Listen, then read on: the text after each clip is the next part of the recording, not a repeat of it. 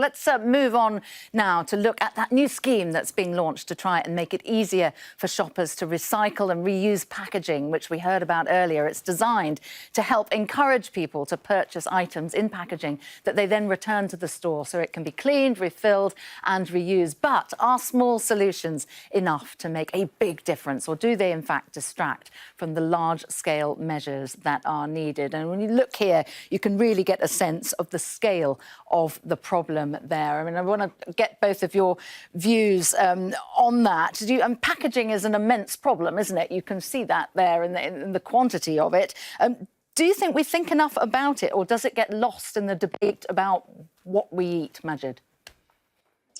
It does get lost at times, and it's a great start, but it's not enough, shall I say.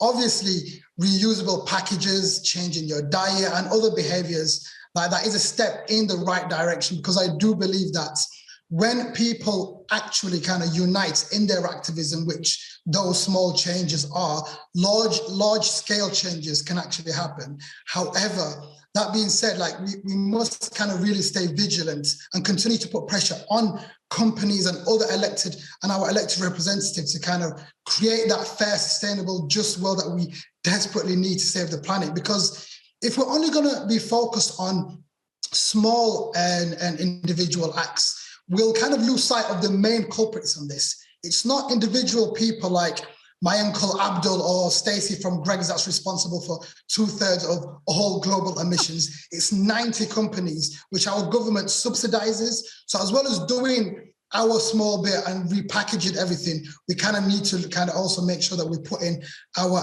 attention, kind of holding those people into account. Yeah, well, nobody's blaming Abdul and Stacey, I should say. What do you think, Zion? Do you think this is just tinkering around the edges? It's only 10 stores, it's only some products. Does it miss the bigger issues like haulage and food production?